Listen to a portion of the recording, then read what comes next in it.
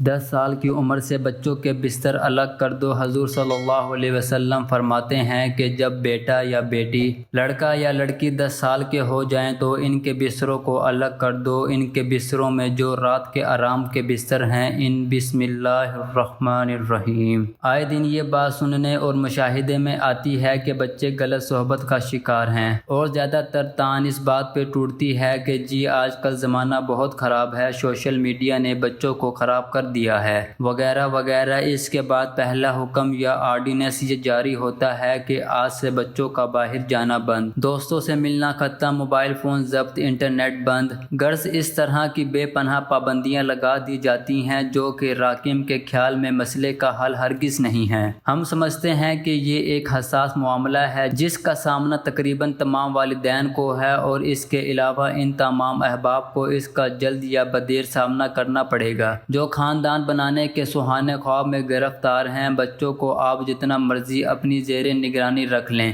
مگر بچے جس چیز کو جاننا چاہتے ہیں اس سے لا علم نہیں رہ سکتے۔ بچوں کی یہ لا علمی دو طرح سے دور ہوگی، یا تو بچے اپنے ذرائع سے جاننے کی کوشش کریں گے یا آپ خود بچوں کو بتائیں گے۔ بہتر یہی ہے کہ آپ اپنے بچوں کو دوست بنا لیں اور ان کی یہ لا علمی خود دور کریں۔ بچے جو بات جاننا چاہتے ہیں وہ آپ سے یہ بات شیئر کریں گے، اور آپ ان کی جاننے کی کوشش کو مزید بہتر بنا سکنے کے ساتھ ساتھ اسی دوستی میں ان پر مناسب چیک اینڈ بیلنس رکھ سکتے ہیں۔ اسی ضمن میں یہ بھی عرض کرتا چلوں کہ دوران تربیت بچوں کو ایسی بات تواتر سے ہرگز نہ کہیں۔ مثال کے طور پر اس طرح مت کرو، یہ غلط چیز ہے، وہاں مت جاؤ، ایسا مت کرو، یعنی کہ ہر وقت اور بغیر کسی ٹھوس وجود کی تنقید کرتے رہنا۔ ایک اور بات کا خاص خیال رکھیں کہ کسی کے سامنے بچوں پہ تنقید ہرگز نہ کی جائے۔ اس کے علاوہ کم سن بچوں کو تجسس میں بھی مبتلا مت کریں۔ مثال کے طور پر چولہے کو ہاتھ مت لگاؤ، اس کی بجائے یہ سکھائیں کہ چولہے کی آگ ہاتھ جلا سکتی ہے۔ ایک اور بات جس کا بہت زیادہ خیال رکھا جانا چاہیے لیکن والدین اتنا زیادہ ہی اس بات کو نظر انداز کرتے ہیں، وہ بچے کی رسپیکٹ کا معاملہ ہے۔ ہم بچوں کو عموماً ہر وقت ہر جگہ واحد کے صیغے سے مخاطب کرتے ہیں۔ مثال کے طور پر یہ تم ادھر آؤ، تمہیں نظر نہیں آتا؟ اگر جملے میں جمع کے صیغے کے ساتھ ایسے ہوں، مثلاً آپ ادھر آئیں، آپ احتیاط کیجئے، تو بچے فخر محسوس کرتے ہیں اور ان میں اعتماد بھی زیادہ پیدا ہوتا ہے۔ کوشش کیجئے بچے کو جو بات بھی سکھانی ہے اسے کھیل کھیل میں سکھائیں، یعنی بچے کو براہ راست لیکچر دینے کی یا سیانے پن کر سمجھانے کی کوشش سے گریز کریں۔ سکھانے والی بات کو ہلکے پھلکے انداز میں بچے کی روزمرہ زندگی کے معاملات کا حصہ بنائیں۔ مثال کے طور پر کھانے کے بعد ہاتھ دھونے کا معمول ہو، یا بچے کا سونے کے لیے بستر پر جانے سے پہلے والدین کو شب بخیر کہنا۔ یہاں کورین معاشرے کی مثال دینا ضروری سمجھتا ہوں کہ جو کہ میرے قارئین کے لیے بھی دلچسپ ہوگی۔ کورین بچے جب روتے ہیں تو عمومی طور پر والدین غصے کا اظہار نہیں کرتے، اور والدین نہ ہی بچے کو چپ کروانے کی زیادہ کوشش کرتے ہیں۔ 2 سال کی عمر سے بچے کو سلام لینے کی تربیت شروع ہو جاتی ہے۔ 3 سال کا بچہ ہو، آپ اسے ملیں تو یہ ہو ہی نہیں سکتا کہ وہ آپ کو سلام نہ کرے، جسے کورین زبان میں انسا یعنی ہیلو کہا جاتا ہے۔ جیسے ہم السلام علیکم کہتے ہیں۔ ہمارے خیال میں بچوں کی تربیت کے ساتھ ساتھ والدین کو بھی تربیت اور مسلسل تربیت کی ضرورت ہوتی ہے۔ موجودہ دور معمولات کی تیز ترین ترسیل کا دور ہے،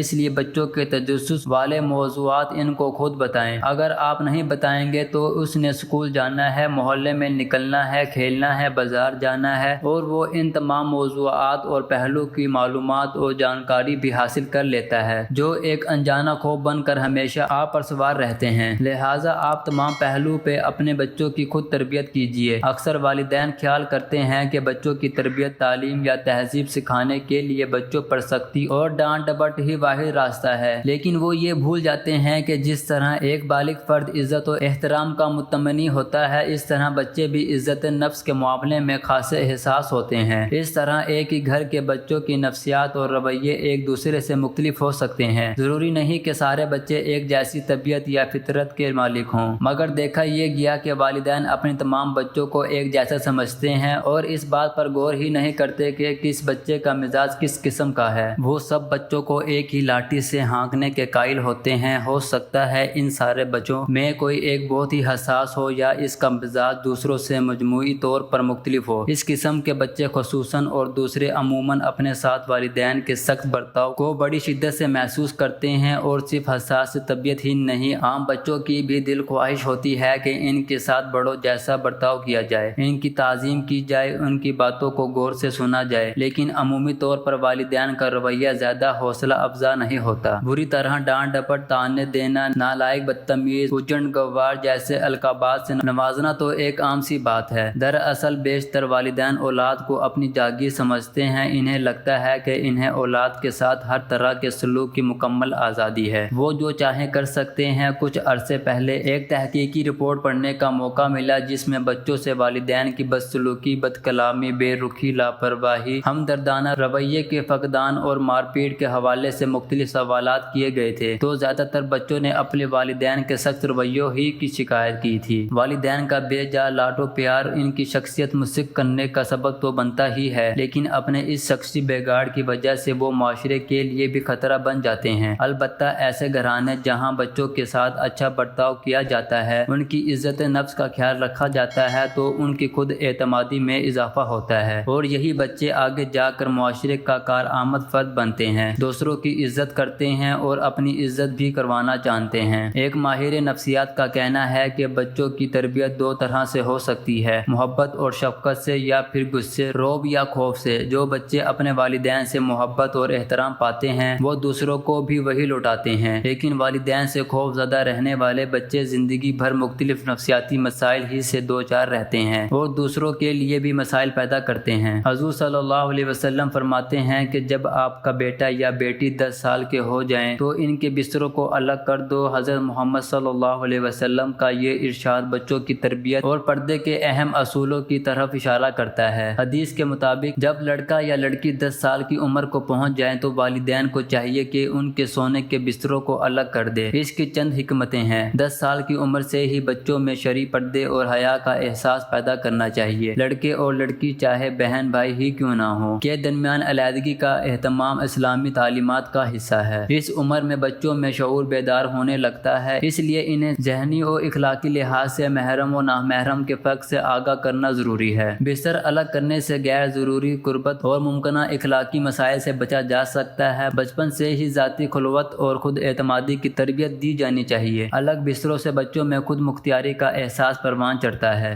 یہ حدیث متعدد کتب احادیث میں موجود ہے، جیسے کہ سنن ابو داؤد وغیرہ۔ امام نووی رحمہ اللہ نے المجموع میں لکھا ہے کہ یہ حکم احتیاط اور حسن تربیت کے پیش نظر ہے۔ اگر گھر میں جگہ کی گنجائش ہو تو لڑکے اور لڑکی کے کمرے الگ کر دیے جائیں۔ اگر الگ کمرے ممکن نہ ہو تو کم از کم بستروں میں اضافہ رکھا جائے یا پردے کا انتظام کیا جائے۔ بچوں کو نرمی اور پیار سے سمجھایا جائے کہ یہ اللہ اور اس کے رسول صلی اللہ علیہ وسلم کا حکم ہے۔ عبداللہ بن عمر بن العاص رضی اللہ عنہ کہتے ہیں کہ رسول اللہ صلی اللہ علیہ وسلم نے فرمایا، جب تمہاری اولاد 7 سال کی ہو جائے تو تم ان کو نماز پڑھنے کا حکم دو، اور جب وہ 10 سال کے ہو جائیں تو انہیں اس پر یعنی نماز نہ پڑھنے پر مارو اور ان کے سونے کے بستر الگ کر دو۔ اس حدیث سے کئی اہم مسائل معلوم ہوتے ہیں، مثلاً یہ کہ جب بچے 10 سال کی عمر کو پہنچ جائیں تو ان کے بستر الگ الگ کر دیے جائیں، چاہے وہ حقیقی بھائی ہوں یا بہن بھائی ملے جلے۔ اس حکم کو تعلق بچے اور بچی دونوں سے ہے، اور مقصد یہ ہے کہ شعور کی عمر کو پہنچتے ہی شریعت کی اوامر و نواہی اور دیگر آداب کی تلقین و مشق کا عمل شروع ہو جانا چاہیے، تاکہ بلوغت کو پہنچتے پہنچتے ان کی خوب عادی ہو جائیں۔ اسلام میں جسمانی سزا کا تصور موجود ہے مگر بے تکا نہیں ہے۔ پہلے 3 سال تک تو ایک طرح سے والدین کا امتحان ہے کہ زبانی تلقین سے کام لیں اور خود علمی نمونہ پیش کریں۔ اس کے بعد سزا بھی دیں، مگر ایسی جو زخمی نہ کرے اور چہرے پر بھی نہ مارا جائے، کیونکہ چہرے پر مارنے سے رسول اللہ صلی اللہ علیہ وسلم نے منع فرمایا ہے۔ اللہ تعالی ہمیں اپنی اولاد کو اسلامی اصولوں پر پرورش کرنے کی توفیق عطا فرمائے، آمین۔ ناظرین، کمنٹ باکس میں اللہ تعالی کے 99 ناموں میں سے ایک نام ضرور ٹائپ کریں۔